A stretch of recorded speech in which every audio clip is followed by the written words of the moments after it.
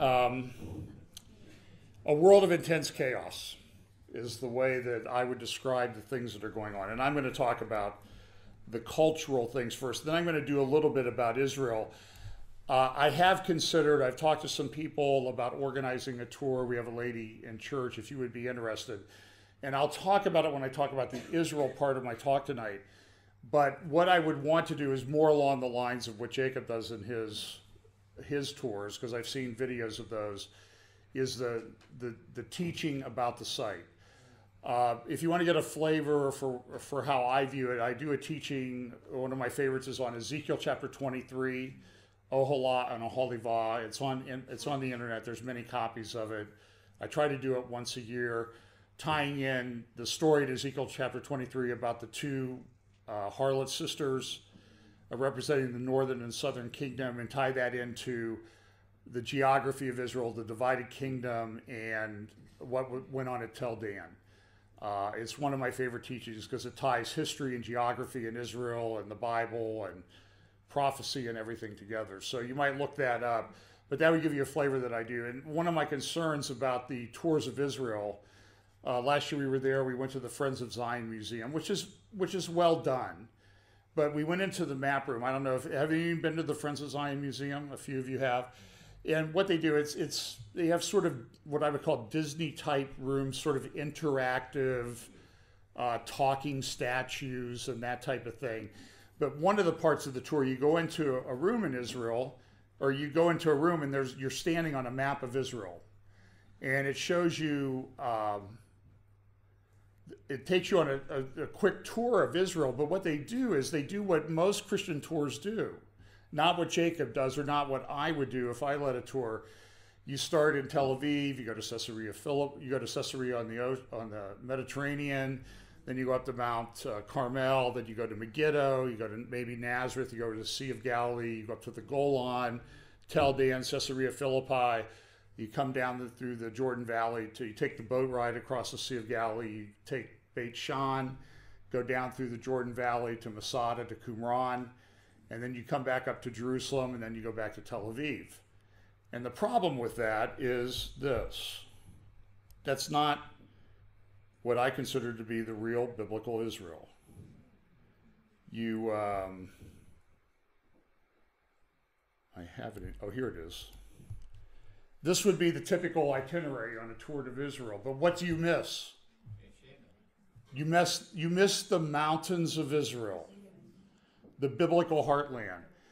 So a year ago, some friends gave us a trip to Israel, gave us their apartment in Jerusalem for about 10 days. We were there when Trump was there, and it was sort of chaotic. So that day we went up to the Golan and across along the Lebanon border to the Mediterranean. But what we did was we spent most of our time in the mountains of Israel, visiting. That is the biblical heartland. And I was, having been to Israel a couple times before, and then going on this tour and going with an archaeologist, Joel Kramer, to these sites, it upset me because of you miss so much of the biblical heartland of Israel. We went to, and I'll talk about Shechem in a moment, we went to Samaria, we went to Bethel, we went to Ai, we went to Jericho. And what's happened in evangelicalism, unfortunately, is that a lot of evangelical pastors and whatnot, and the tourism industry in Israel, as far as I'm concerned, have capitulated to the lies of the biblical archaeologists. Biblical archaeologists being sort of the people, it's sort of like, biblical archaeologists to me is sort of like atheist pastor.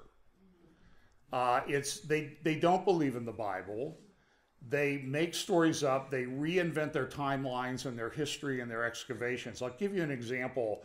Our guide, Joel Kramer, has been over there doing digs and archaeology for about 12 years. So he's become a bit of an expert about it. He's participated in many areas. And he told us that he went to Jericho. Now, we went to Jericho when we were there. There's a cafe there, the Paradise Cafe, I think it's called. We met the owner. He's a friend of Joel's. They call him the King of Jericho. If you ever need anything done in Jericho, go to this guy.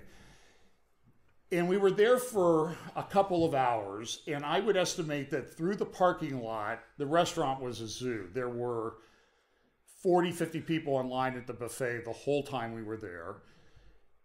And of those 200 buses, so here there's the restaurant, there's the parking lot, and then there's the Tell of Jericho, ancient Jericho. How many buses do you think took the time to go to the Tell at Jericho, which was as close as the back of this room? One. One group of 12 people went on the Tell at Jericho. Because Kathleen Kenyon, the archaeologist who excavated it, and I was told this back in 1973 or 4 when I took biblical archaeology in college by a guy who actually did archaeology in the summer in Israel, that they were going to change the narrative about Jericho because Jericho was too difficult for the archaeologists to integrate into their timelines that denied the existence of the Jewish people in the Holy Land at that time. So our friend Joel Kramer says he went to Jericho, he went over on a part of the Tell where the Italians were digging, and he found some pottery. Now Joel's very good at pottery. There are people that have the gift, you know, they can walk through a field and they'll say, oh, look, there's a 4-leaf clover over there. You know, they have that special gift. So you would be walking down and you would see stones on the path and you go, oh, look at the pieces of pottery over there. And we're like, it looks like stones, Joel. He says, oh, no, this is early bronze or late bronze pottery. You can tell the way it's fired. He would pick up a piece that was a handle or a piece of a handle. And it was like this every Tell that we went to. But he found pottery and digging there in the one of the layers there at Jericho, and he took it to his professor. His professor is the world's leading expert on late bronze pottery. Late bronze is the period of the conquest, the period of the Exodus and the conquest by Jericho, by Joshua. So he said to his professor, he says, I brought you some pottery to look at. Tell me, what period is it from? And his professor said, where did you find it? And Joel says, I'm not going to tell you where I found it. Well, why won't you tell me where you found it? Because if I tell you where I found it, you'll change your opinion. He says, well, I'm not going to tell you what I think it is until you tell me where you found it. So, okay, so I found it at Jericho over where the Italians are digging. And he goes, well, you can never quote me and I'll deny it. It's late bronze pottery, which means that it's tied to the period of the conquest when they claim that there was nobody there. And so you see bus after bus after bus of evangelical pastors that come through there who are convinced that there's nothing there for anybody to see. And when you walk on the Tell, you learn a tremendous amount of history that's there. The same thing happens up at near Bethel. There's no one there. And in fact, when we went to these sites at Jericho, Pam, Joel, and I, we went to Bethel, Pam, Joel, and I. We went to Shiloh. We saw a couple from the Netherlands walking off the Tell. Otherwise, it was Pam, Joel, and I. We went to Shechem, Pam, Joel, and I. We were the only people at these sites that are in the biblical heartland that are referenced in Scripture, that are clearly the historical archaeological sites. And in my view, it is a crime. So if I ever do a tour, and if you're interested, you can find my email on the fbchapel.com website. Send me an email that you're interested. I have talked to someone about and my wife is going, I have no idea what he's talking about because he's not cleared this with me. But see, now I do it in public and she can't turn me down. So, but she still may. But if the Lord works it out, we would like to do that, and we would like to go to some of these sites. Some of them are difficult. That's why I'll talk about Shechem a little bit tonight, because it's difficult to get to. But Hebron, Shiloh, these are accessible sites, and nobody goes there. Having been there, it drives me insane that people don't. And evangelical pastors, when we went there in 1995, we stopped at the Paradise Cafe, and I thought, we're going to go over to Jericho because you can see the burn layer and the collapsed mud brick, because I've seen Kathleen Kenyon's charts. And our pastor said, well, we got to get on the bus. We got to get up to Beit Shan. Well, some people think that's Jericho, but other people don't. So let's get on the bus. And that's what it was. It's what's happened is the church has lost its connection to the Jewish. It's unhitched from the Jewish scriptures and the Jewish land. And these are the rich biblical sites. So if you go to I don't have any pictures of it. It says in Joshua, it's unoccupied to this day. And there's nothing there. There's a lovely neighborhood of homes that you might see in a very upscale neighborhood like Beverly Hills in the Los Angeles area. Very lovely homes. And the other thing I noticed too is wherever we went in Judea and Samaria, what they improperly call the West Bank, they don't call Jordan the East Bank, but that's another topic. As we went to these sites, there were these beautiful homes, neighborhoods around these sites, and there was nobody there, ever. The neighborhoods are empty. This led me to the conclusion, and after reading great work by Ambassador Yorm Ettinger, and Caroline Glick of the Jerusalem Post, and her book, The Israeli Solution, the demographic problem that they keep saying, we can't have a one-state solution because the Palestinians would outpopulate the Jews and the Jewish character. This is nonsense. The Palestinian demographics are way overstated. Go read Yorm Ettinger's blog. Very easy to find. This is a myth that's been created. So we go to Ai. We walk up on the Tel. We had gone to Bethel. You can't see Bethel because had to cover it over.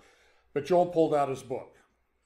This is a late bronze wall. This is how in the late bronze period they built the walls. Every archaeologist on planet Earth agrees that wall at Bethel, at this site that they excavated, was a late bronze wall. There is no disagreement. Ai is about 2 miles directly to the east.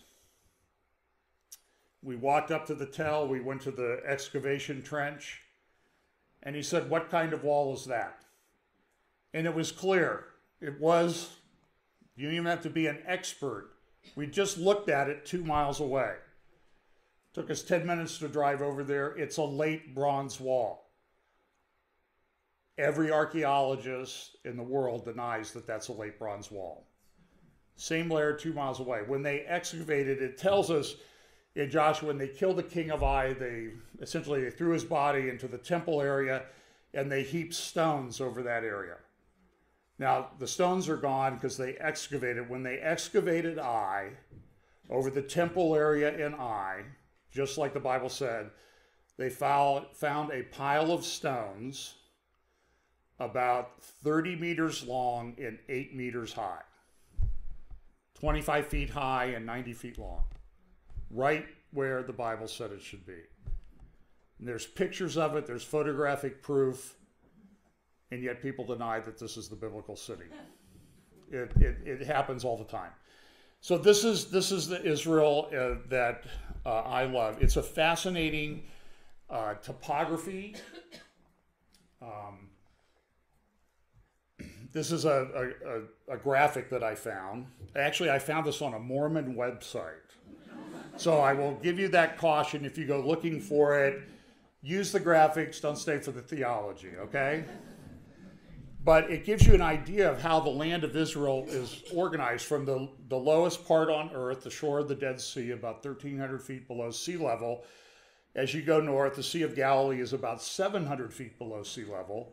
And then it goes up to Lake Hula into the Golan Heights area, and then Mount Hermon, which is almost 10,000 feet above sea level.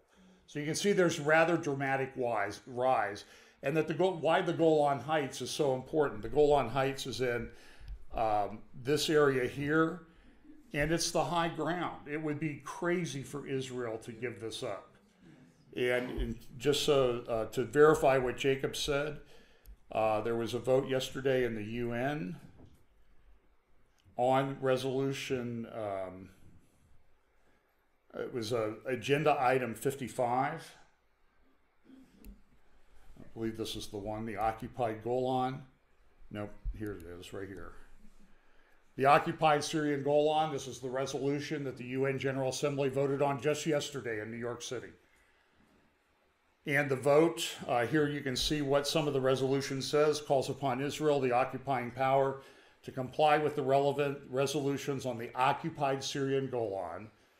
We're over 50 years now since Israel took it over. Decided that the Israeli decision to impose its laws, jurisdiction, and administration on the occupied Syrian Golan was null and void and without international legal effect, and demanded that Israel, the occupying power, rescind forthwith its decision. Also calls upon Israel to desist from changing the physical character, demographic composition, institutional structure, and legal status of the occupied Syrian Golan and to resist the establishment of the settlements. By the way, the UN considered 9 resolutions the other day that were all anti-Israel. UN Watch, Hillel Nauer, I'm not sure if I'm pronouncing his name correctly, who runs that UN Watch, said these are the anti-country resolutions, the negative resolutions for a particular country that are being considered by the UN General Assembly over the next couple of weeks. So you see this, Iran, 1. Syria, 500,000 to 1 million dead. 16 million people displaced, 1. North Korea, 1. US, 1. I'm not sure what it is we did. I'm surprised there's only 1 for us. Israel, 20. 9 of them came to a vote yesterday. There was one on the, this of course, the Golan. And here's the voting result. I just pulled it. We were sitting up here. I pulled it off the UN website. I think, no, I want to make sure I've got the numbers right. Yeah, agenda item 55. The vote was 153 to 5. And the U.S. voted in favor of this. It was, or against the resolution. It was the first time that we've ever done that. Now, there's been a lot of controversy. There's been a lot of push by the Israeli government to get the United States to recognize Israeli sovereignty over the Golan. It's a very important thing. This is Ezekiel 38, 39 territory, the part of it. And Israel is not going to give up this territory without a fight. They are very concerned that Russian patrols are taking place along the Syrian border now. They brought some of the UN troops back in. Now, I don't think Israel is very concerned about UN troops, except that UN troops have a tendency to sexually abuse women and children when they get into certain areas. So that's what you'd be afraid of when UN troops come into your neighborhood, is lock up your kids and your women, because there's a lot of sexual abuse going on there. But they wanted, they pressed John Bolton to recognize, and Nikki Haley to recognize the Israeli control over the Golan, but the U.S. has resisted that. But you always look for these little nuggets of change in the policy, and the nugget of change in the policy, as Jacob rightly pointed out, is that for the first time the U.S. voted against a resolution like this. In the past, the U.S. for 50 years has abstained from those voting in favor or against those resolutions. So this is great news. One of the other ones was about the return of the persons displaced as a result of the June 67 and subsequent hostilities. And it says the UN reaffirms the right of all persons displaced as a result of the June 1967 and subsequent hostilities to return to their homes or former places of residence in the territories occupied by Israel since 1967. And I would say, based on what we observed when we were there last year, there's nobody living there anyway, so I don't know who's coming back. They've just been putting up these, and let me tell you, you can find it on YouTube. You go to Mount Gerizim, I think if you go to type in Mount Gerizim Mansion, there's a guy, you can see it, if you look down onto Nablus, you can see the Balata refugee camp, very densely populated, a horrible place. Then you turn around or you go down just a little bit further and you look the opposite direction and there's this incredible, it looks like something that a Roman emperor would build, this massive house. It's a multi-billionaire Palestinian, big supporter of Yasser Arafat, and he has this phenomenal home. So here it is, these people live in squalor, and literally a mile away or a mile and a half away is one of the most ornate, elaborate homes I've ever seen in my life. Something doesn't square there. And I was told this is the richest man in the West Bank, is what we were told when we were there. And my reaction was, he must sell security fencing to the Israelis, because there's a lot of security fencing. So this resolution about the displaced Palestinian refugees, it's voted against, in favor 161, against 2, the United States and Israel. I am very grateful. I live in a country that supports Israel. Now, I've been criticized for saying that I support Israel, that I would even call myself a Christian Zionist. I've taken on some forums where I've said this on a program or an interview. I've gotten a lot of heat about it. And my response is, I don't agree with everything Israel does. Please be clear about that. I think they should have bombed Iran 10 years ago. Okay, so see, I disagree with Israeli policy. So the defense minister Lieberman, he resigned, as Jacob noted. There's a lot of things going on. The people in the Gaza Strip are very upset because they don't like having 500 rockets. This was the heaviest rocket attack ever from Gaza. Now, the rockets aren't necessarily very effective, but some of them did have some range, and there's some indication that there's a little bit more sophisticated rocket technology being used. And it's clear that this was an Iranian-prompted thing. And the concern always is, well, one concern, this was a report, I don't know how valid this report is, that Saudi Arabia, Crown Prince Mohammed bin Salman, MBS as we call him, the MBS had insisted that Israel should go to war and invade Gaza. Why? Well, because he wants to distract attention away from all the investigations going on about him. The CIA, our CIA, Central Intelligence Agency, released a report just this morning or yesterday evening that said that they believe that the attack that killed this Khashoggi, the journalist Khashoggi, what a joke that is. The guy was a supporter of Osama bin Laden. He was a propagandist. He was not a good guy. Now, I don't necessarily mean that he should be tortured and killed for that, but the fact of the matter is he was not a good guy. And when was the last time that we didn't worry about Arab Emirates assassinating people in their country? It happens all the time. And we shouldn't be surprised about MBS. When he came into his office as Crown Prince a little over a year ago, what did he do? He immediately rounded up a bunch of rich people, and there are good reports, solid reports. He tortured them and extorted billions of dollars from them. One of which was a person who held dual citizenship in Saudi Arabia and Lebanon, named Hariri, who is the prime minister or president of Lebanon. Very wealthy man. He was held there. He resigned. You remember seeing the video of him resigning? He was held under house arrest in Saudi Arabia till he resigned, and he read that. And the word is that once he had paid about $7 billion to MBS, or however he transferred the money, he was then allowed to go back home, to which he assumed his office again. So listen, this is no surprise that MBS would do this, but I'm very concerned that President Trump, Jared Kushner, his son-in-law, have spent a lot of time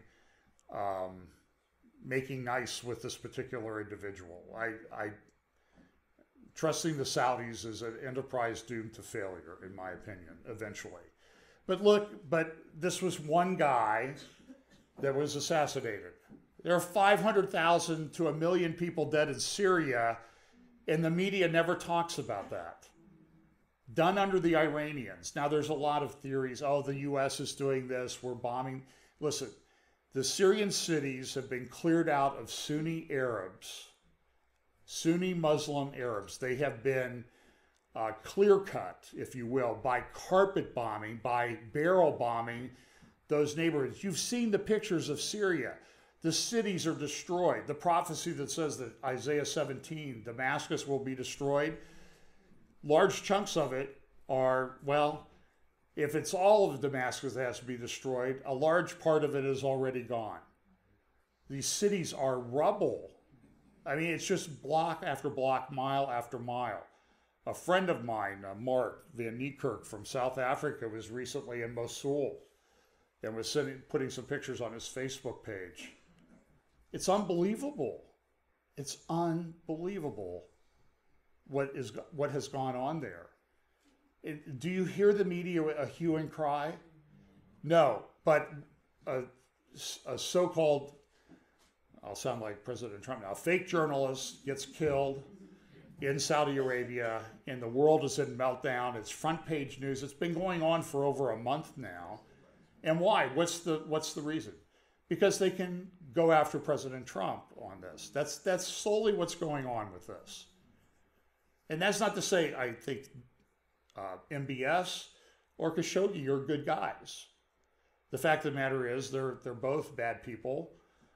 And sometimes you just have to make alliances with people who aren't so good. So there are protests in Gaza. Netanyahu's been facing a lot of heat at home about not going in and finishing off Gaza. Even the Dry Bones cartoon got into this today, the Gaza Gambit. Iran activates its puppets in Gaza to draw Israel into a war on our southern border. And then it says, and then we'll get attacked by Iran's puppets on our northern border. Persia invented chess, but the Jews have always been grandmasters, and now it's our move. That's a very wise humor cartoon. A lot of truth there. And this is exactly what Caroline Glick, if you have access to Facebook, there is a person who does Israeli video network. His name is Avi Abelow, Abelow. And he, for a long time, he was doing a weekly interview with Melanie Phillips and also with Caroline Glick. His friend Ari Fold was stabbed and killed a couple months ago now. In fact, I saw that Ari's daughter is now engaged, who gave such a passionate eulogy at her father's funeral. It was quite moving, But so Avi kind of backed off for a little bit, but now he interviewed Caroline the other day. You can find the video on Facebook.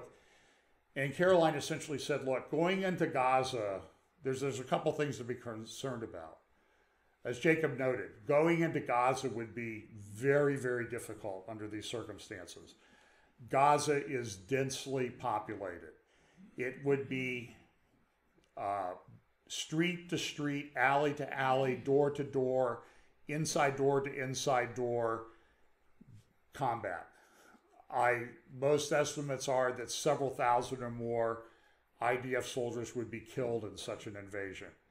That comes at great cost in a small country like Israel. The country only has a population of 8 or 9 million, and losing several thousand soldiers would be this. But the other point that Caroline made, which I think is more important, and which is brought out in this cartoon, is that the concern is that this is a diversion by Iran. It's a test by Iran to see how Israel reacts to a massive rocket attack, even though the rockets aren't that effective.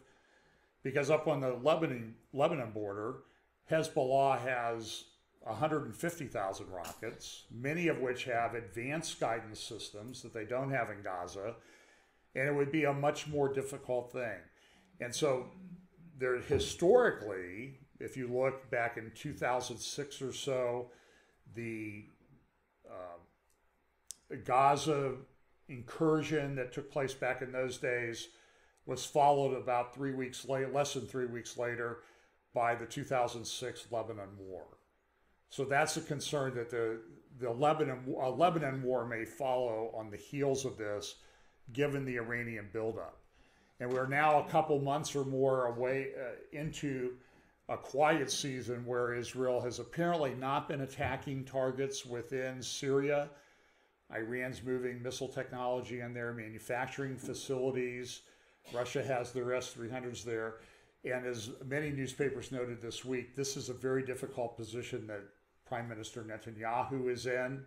He's tried to have a relationship with Putin, and Putin seems to be backing away from that. And it's very difficult for Prime Minister Netanyahu. And now what do we have? We have sort of political chaos taking place in Israel. Lieberman is pulling his small group out of the coalition. The coalition just barely had a majority anyway in the Israeli Knesset.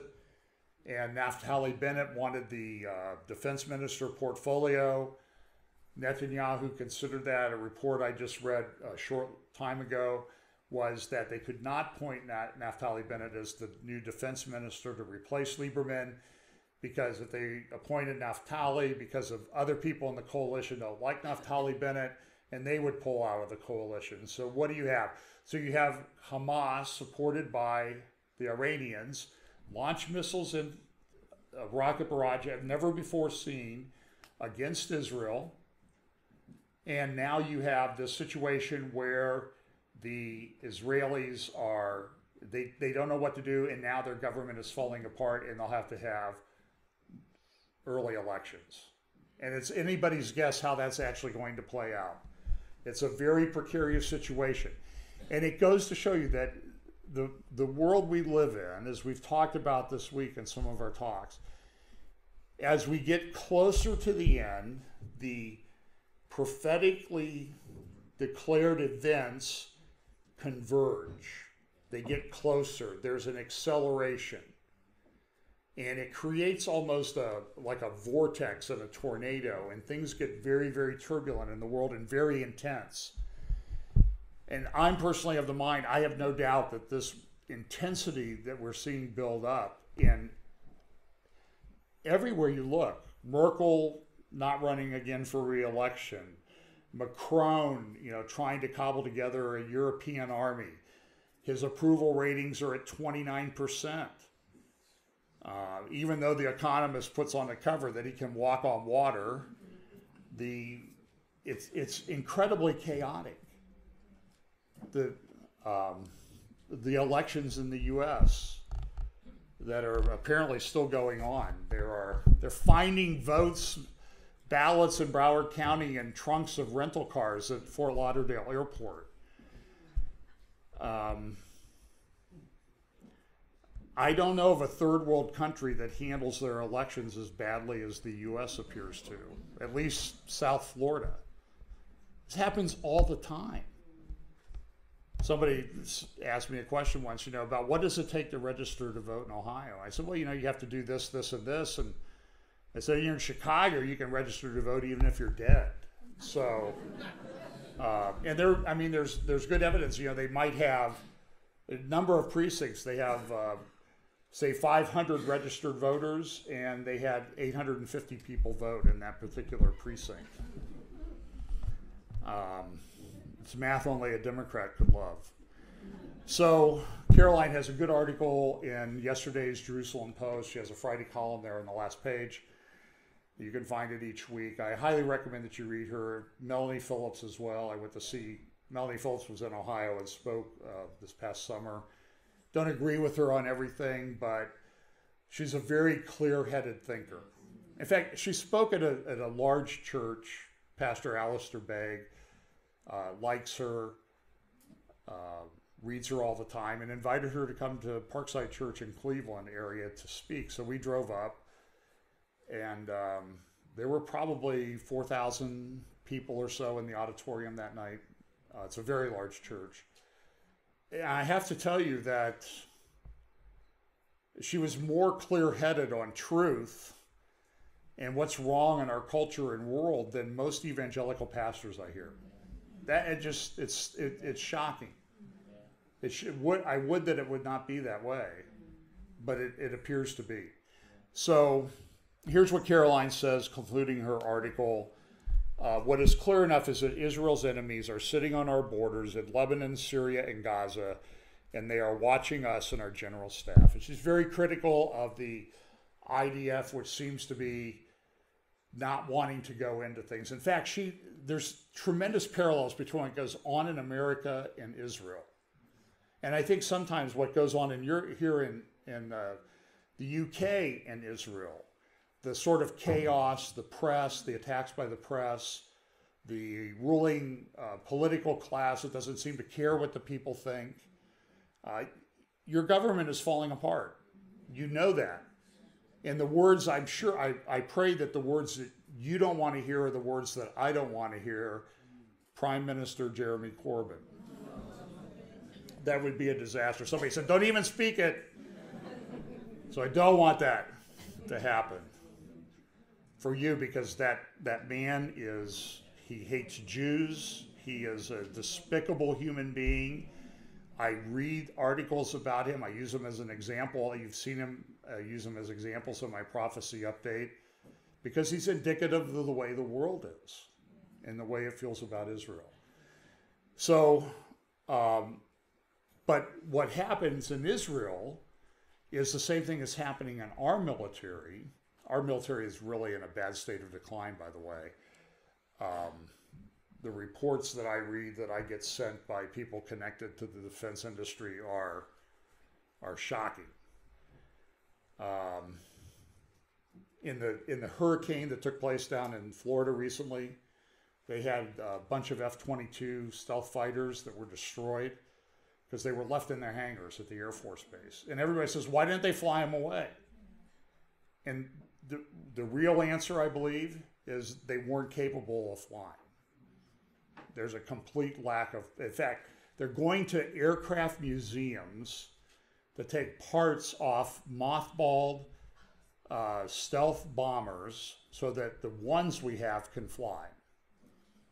It's a major problem. I mean, the Obama administration decimated our military. And listen, I play golf every Saturday with a retired 2-star Air Force general. I know what I'm talking about. We talk about this all the time. It's very concerning. We have a lot of firepower. We got a lot of nice toys, but we have been in a state of decline for 8 years or more. And our military is worn out because of Afghanistan, which we are now 17 years into, Iraq.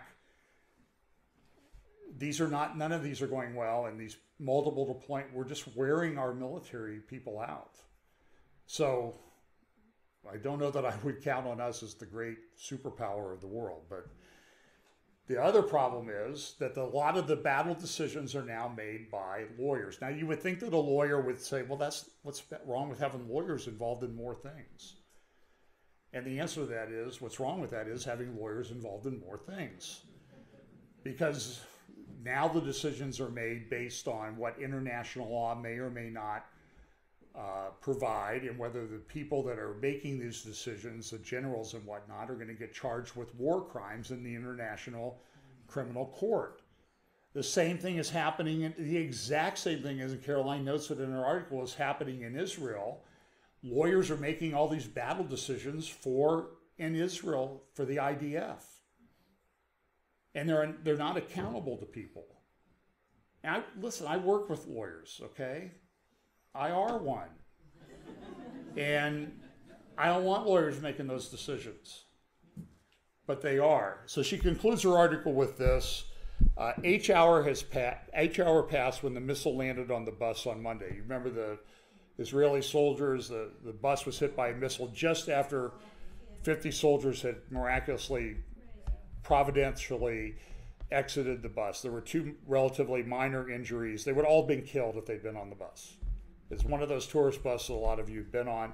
If we aren't prepared, Caroline says, to mow the lawn in Gaza and Lebanon today, then we need to fix what is broken here at home today, because tomorrow they will strike us again, and tomorrow we may not have the option of walking away. And that's very wise. In my opinion, if Netanyahu goes, I'll vote. If I was there, I would vote for Caroline Glick for Prime Minister. We got to meet her a few years ago. I was going to a conference where she was speaking, and I thought, boy, I really would like to just say hello and thank you. And we're sitting in a restaurant before she spoke, and she walked in and sat down at the table right next to us. So that was providential. So let's just look at a couple of the prophecy things. Then I'll talk about Shechem briefly, and we'll get you at least back to your room before checkout tomorrow morning. This is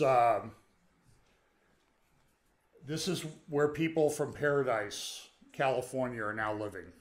Fields and fields full of people. 27,000 people displaced in a state where there's a housing shortage already.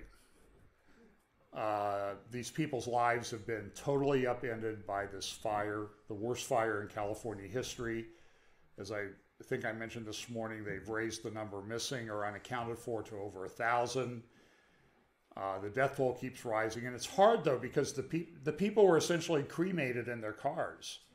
So they're finding, it's like, is that a rock or a piece of bone that's left from a human being? And a lot of them died in their cars. So this is, there are a lot of theories about, is this caused by the government and that sort of thing. I'm always concerned when I hear these theories because because by doing these theories and saying that some evil persons did it, we discount the fact that it might be God's judgment. And I'm concerned that we seem to have all sorts of explanations as for why it can't be God's judgment when it really may be God's judgment. If there's any state that, and we have family in California, but if there's any state that deserves it in the United States, it's that state for the things that they're doing and the things they're enacting. The transgender, LGBTQ agenda, pushing it on young kids in schools, telling people that disagree that they need to shut up. One of the leading countries doing this is Facebook. Facebook is under a lot of fire now for selling information. In fact, this was the front page of the New York Times. Delay, deny, deflect. How Facebook leaders leaned out in crisis. And they're under attack. And they should be because of the things that they're doing. And they're shutting down conservative voices. I've been banned at times from Facebook for a prophecy update. And I know that Facebook is limiting the reach of posting about, I have a new prophecy update up. But this is an interesting editorial. In a newspaper yesterday, Facebook cannot be trusted. Do you know what newspaper published this? The New York Times. See, sometimes the left has to even police themselves. They get a little bit too extreme. Here's an interesting article, a Pew Research Center. New Age beliefs common among both religious and non-religious Americans. And I talked a bit about this, about mysticism and spiritual formation. This is bringing New Age mysticism, Hindu mysticism, Eastern mysticism into the church. And do you think it's been effective? Look at what this survey says. 60%, 6 in 10 Christians hold at least one New Age belief of this. They believe spiritual energy can be located in physical things. Do you think what Jacob talked about today was not important? It's critically important. Believe in psychics, believe in reincarnation, believe in astrology. 62% of all U.S. adults believe that, hold to one of those beliefs. 61% of Christians hold to one of those 4 beliefs. It should be shocking. Well, maybe not. Maybe when influential pastors are talking about unhitching from the Jewish scriptures and the Bible, we have a clear path to identify the source of the problem. But very few pastors will talk about it. I talk about it. It's something that I'm passionate about. Somebody said, when did you first meet Jacob? It was 2004. at Calvary Chapel, Chino Hills. You know what my reaction was? Where have you been all my life? Because I felt a kindred spirit and connection with this man that's only grown over the years.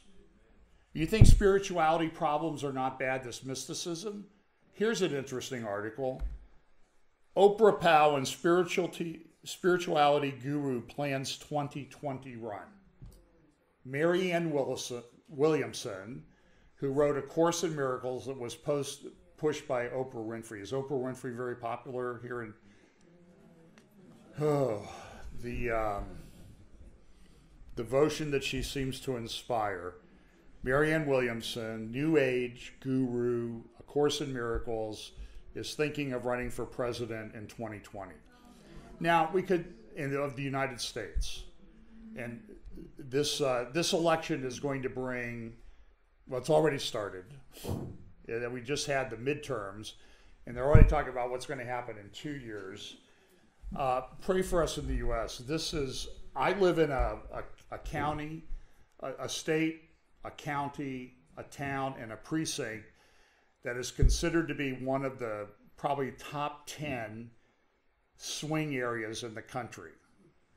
Our phone rings all the time. Now our cell phones ring all the time. Surveys, ads, all of this stuff.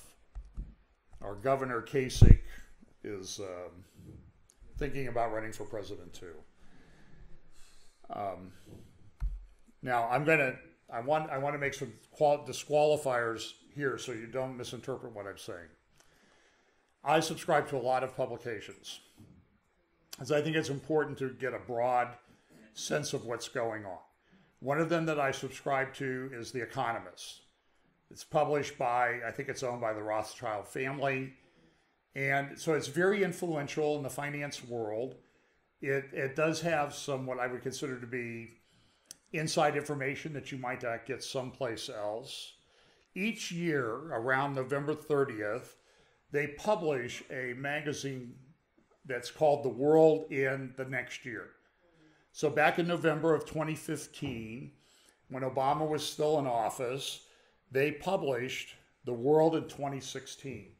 And usually I don't want to say, it's not a prophecy on their cover. It's sort of their prediction as to where things are going to go. And you can get a kind of a clue where the financial elites think things are going to go in the next year.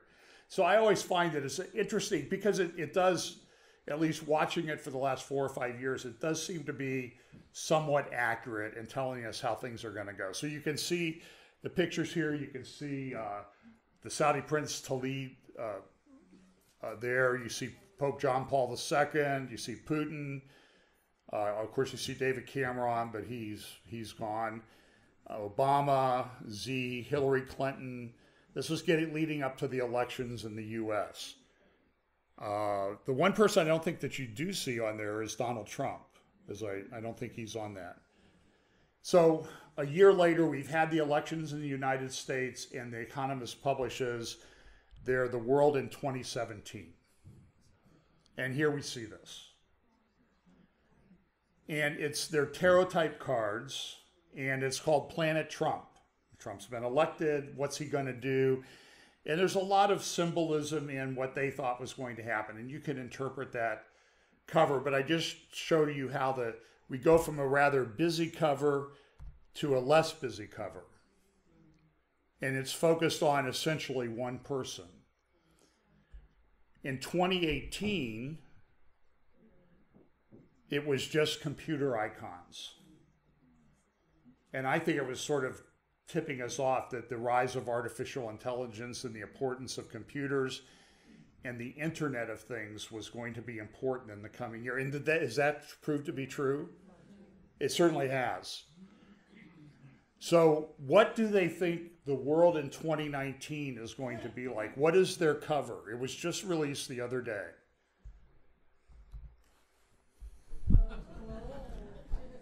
It's black. Now take that for what you think. But I often say this in my prophecy updates. When the secular world is talking about things that appear to line up directly in line with Bible prophecy, you ought to wake up and take notice as to what's going on. And so here we are. Now it's black. So it goes from the tarot type cards to the computer icons to black. Now, I don't know what that means. I really don't. I will tell you that we live in a very dark world. One of the beloved pop stars in the world is Celine Dion.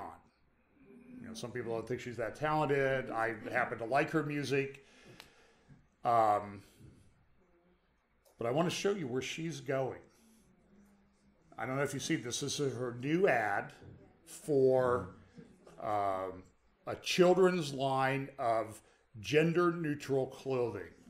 So I went through the catalog, and this is an infant sleeper. This is an infant sleeper. You know, that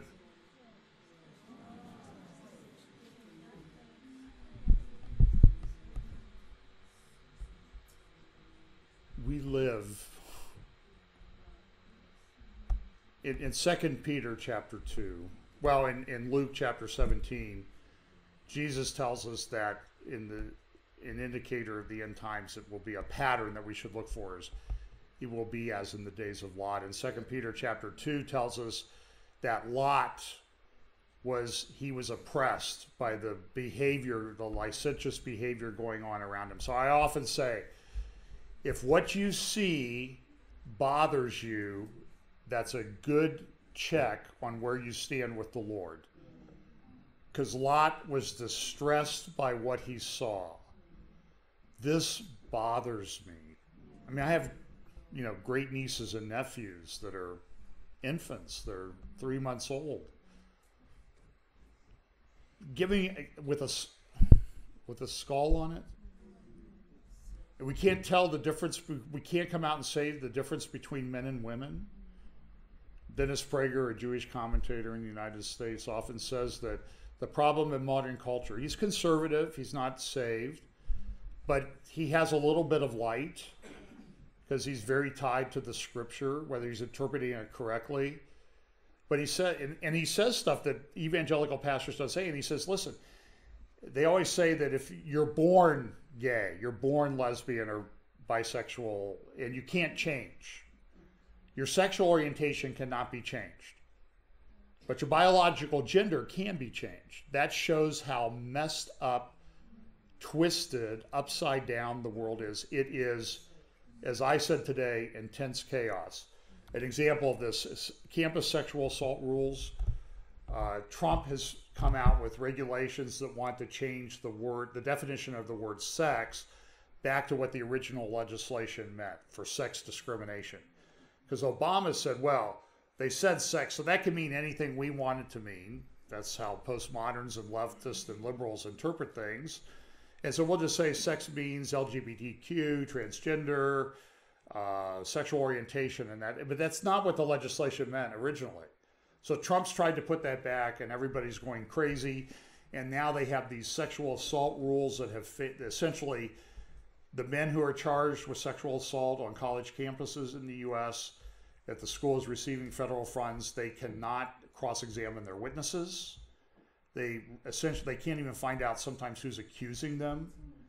And so Betsy DeVos and Trump have come out with new regulations to do this, and the left is going crazy. Do I have proof? Here's the ACLU, the American Civil Liberties U tweet the other day. We advocate for fair school disciplinary process that uphold the rights of both parties in campus sexual assault and harassment cases. Today, Secretary DeVos proposed a rule that would tip the scales against those who raise their voices. This is not what happened. She did not propose a rule. She proposed a rule to make the process fair.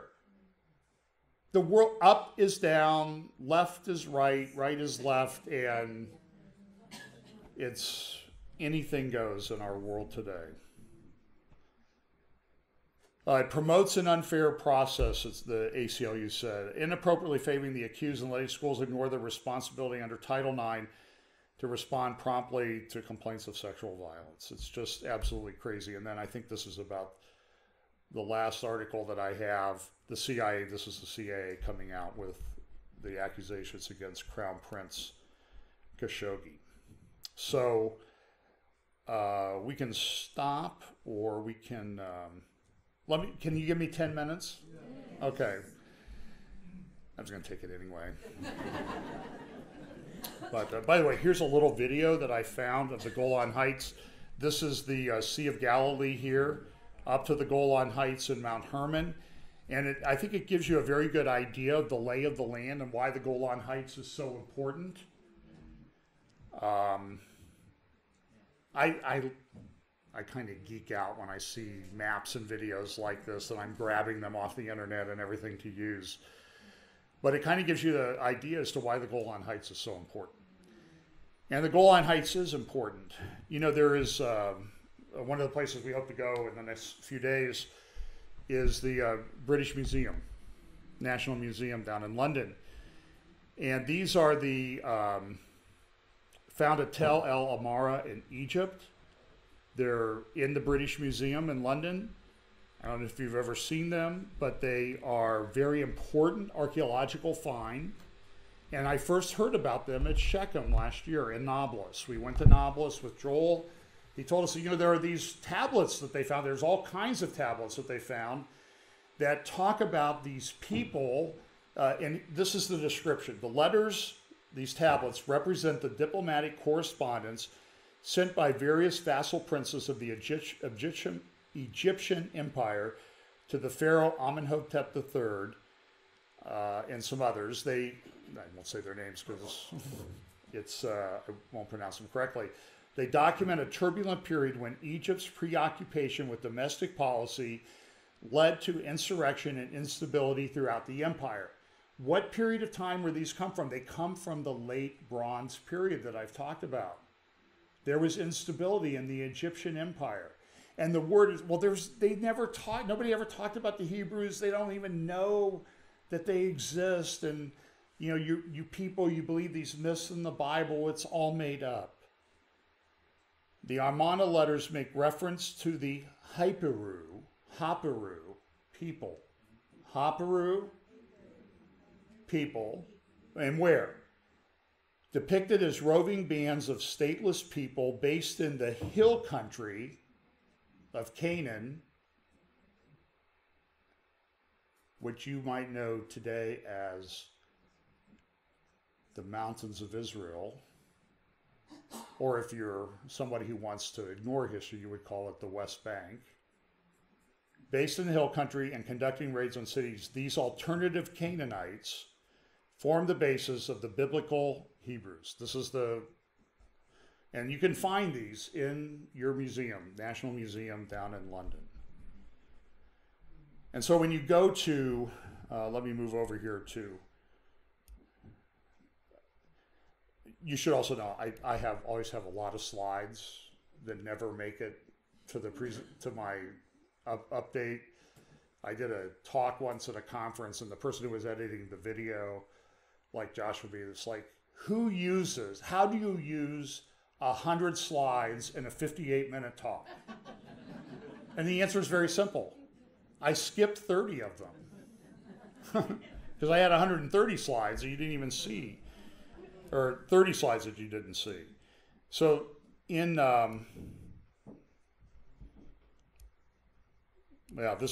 went here in Hebron. These are the steps up to the old city. The oldest staircase found in archaeological antiquity in Hebron today. One of the most divided cities you will ever find. It is a city that is the first place that Abraham purchased land in Israel. And it is a place where he is buried, and there's reference after reference after reference to Hebron in Scripture. I did a talk called Why Hebron Matters. I think I became the subject of a research project at Al-Quds University. I had hundreds of Palestinians, people with Hamas supporter, liking our Facebook page, following us, and that type of thing. Because they saw Hebron. Why? Hebron is very, very important. It's where Abraham is buried. Sarah, Jacob, Leah, Isaac, Rebekah, all buried in this, underneath this structure that Herod built. A phenomenal structure. I'm looking for my picture of it. Well, you can kind of see it in this, and I'm going to cut my... That's Netanyahu. The UN comes in and says, there's no Jewish history here. And this is President or Prime Minister Netanyahu last year at the...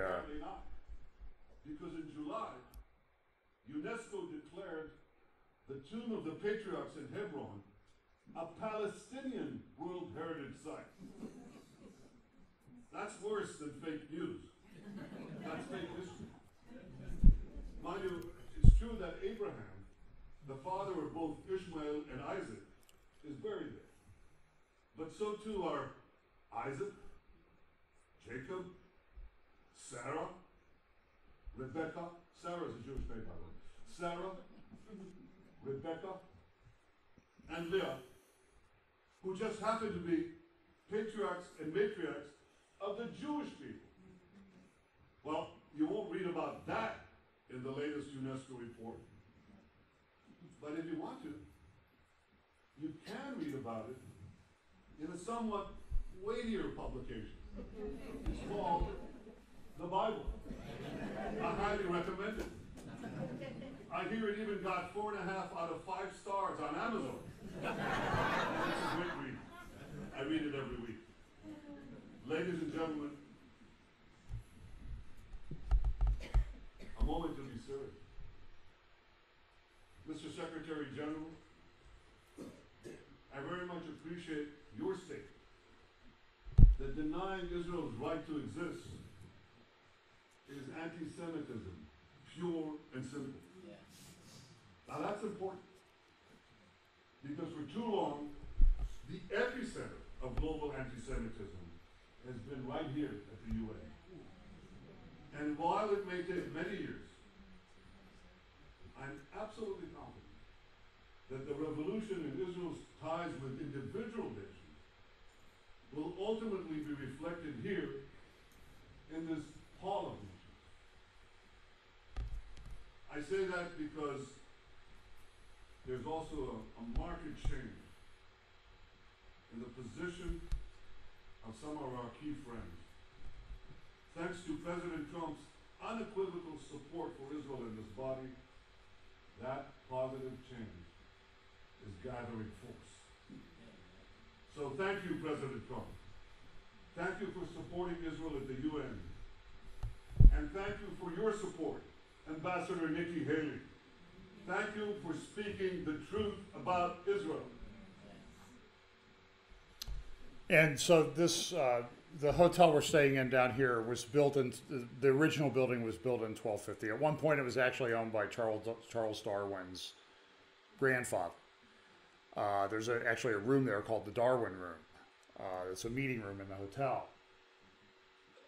For 700 years, at this holy site, this building built by Herod, standing almost exactly as it was, they've added some stuff on the top, almost exactly as it was 2,000 years ago, standing through earthquakes, wars, multiple earthquakes, still solid, still structure, and a memorial to the people who are buried there. Not to worship them, but to remember them and what they meant to Jewish and Christian history, unless you're unhitching your Bible from this. Are we not children of Abraham? How do you learn about Abraham if you don't read the Old Testament? This is nonsense. That's a theological term. It means nonsense. And these steps that go up in the right-hand corner there, they called that the seventh step. For 700 years, that was as far as Jews were allowed to go. Almost as long as that hotel has been standing down there, the building. It changed in 1967 in the Six-Day War. Let me share one more thing. I apologize for keeping you.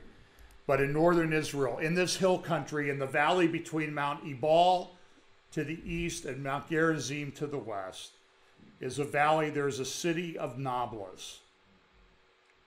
Within the city of Nablus, it's where most of the Palestinian terrorists come from. In fact, as you drive down the streets of Nablus, every square you come to, you will see something like this. They have pictures of, they have Che Guevara, and they'll have a picture of a Palestinian terrorist smiling in his bombing vest, taken from a picture taken the morning that he went to bomb people in Israel during one of the intifadas. Every intersection is a martyr square.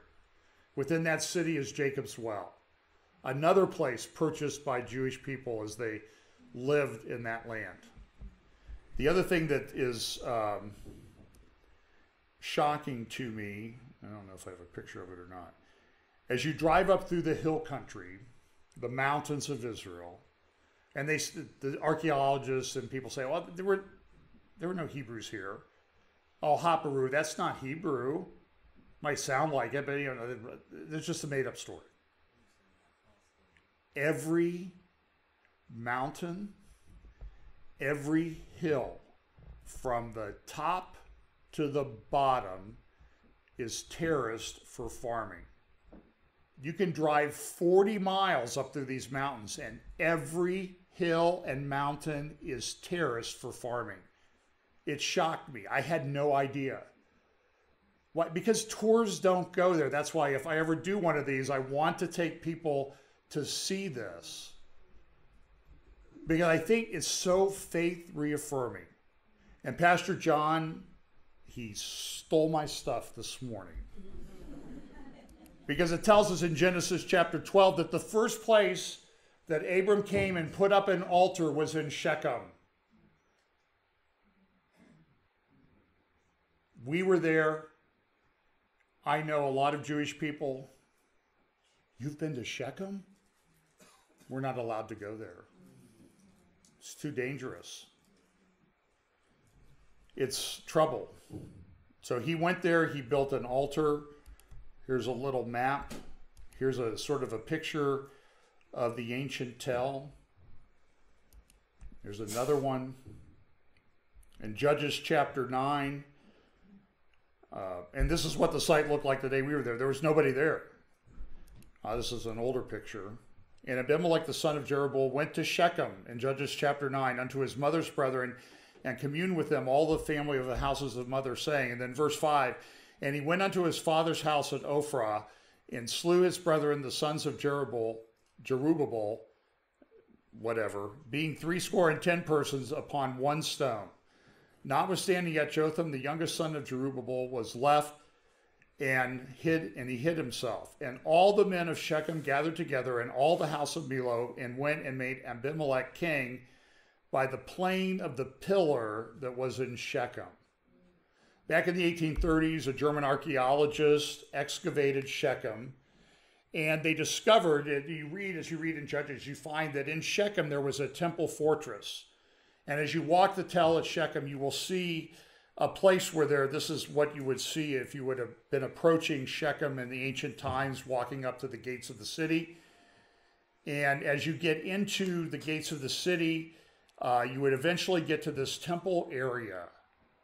And it was called a temple fortress. And you go there, and there in the temple area in Shechem, you will see this very wide walls, foundation. And as Joel Kramer said to us, it looks like the walls of a fortress, but it's in the shape of a temple. And this is what it would have looked like back in its day when it was existent there in Shechem. It's a fascinating place.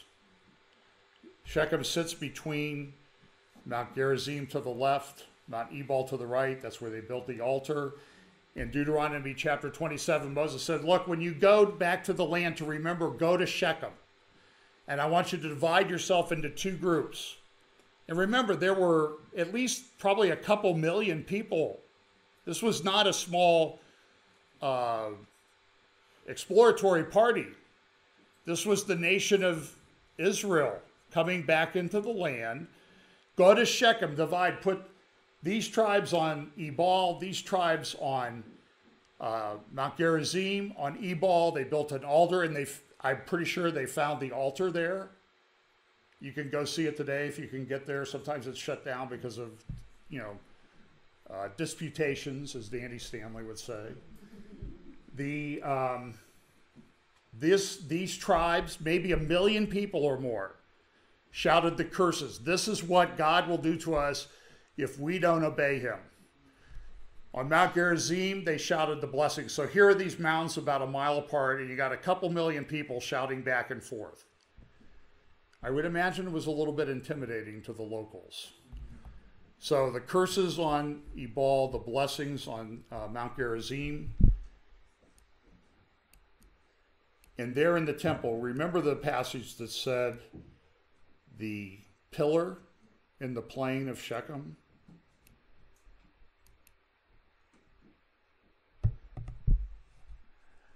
And Pastor John referred to this as it's a great passage. And when you can go and see what is there that lines up directly with Scripture, it is so faith reaffirming. I wish everybody could go there. So there in this area where the temple fortress was, do you see the stone there standing up? Now, when they found that stone back in the 1800s, it was actually about 3 times taller than that. It was about 22 feet tall.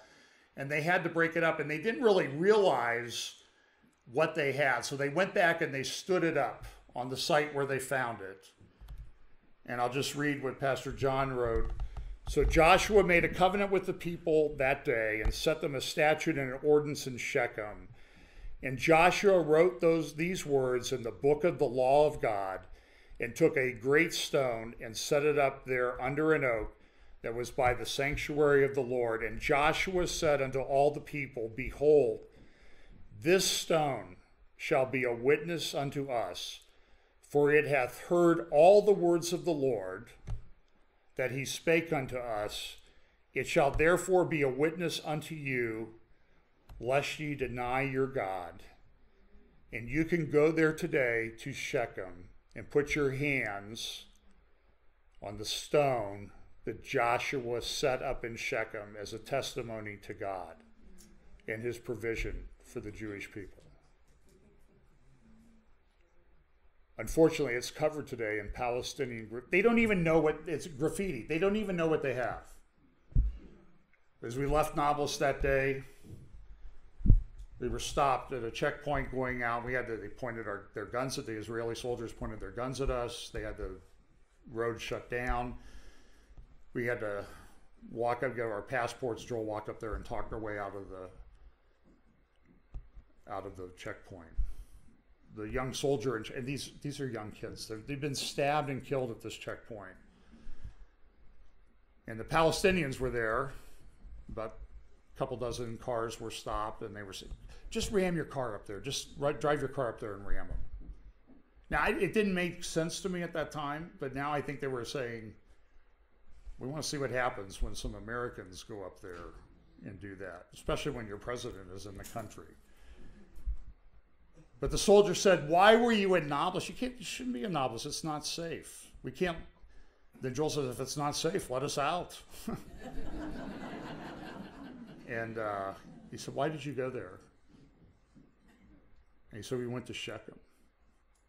The soldier got teary-eyed. He said, I'm an Orthodox Jew. I was born in Israel. All of my life, the one place I have wanted to go was Shechem. I can't go because I'm a Jew. Tell me about it. This is despicable, that the Jewish people are cut off from their heritage. But listen, Jesus will return. He will restore everything. That, my friends, is Israel, Bible prophecy, and you. Let's pray. Father, help us keep in mind the phenomenal, fantastic truths that you have written in the Word of God, both Testaments. Help us learn these lessons, take heart, and have our faith reaffirmed, and be moved to go and boldly share the truth of your word and the gospel of Jesus Christ to a world that is in intense chaos today. But we are blessed, as you bless the children of Israel, we are blessed with the truth and the power of the work of your Son and the Word of God. Bless us in Jesus' name, amen. Amen.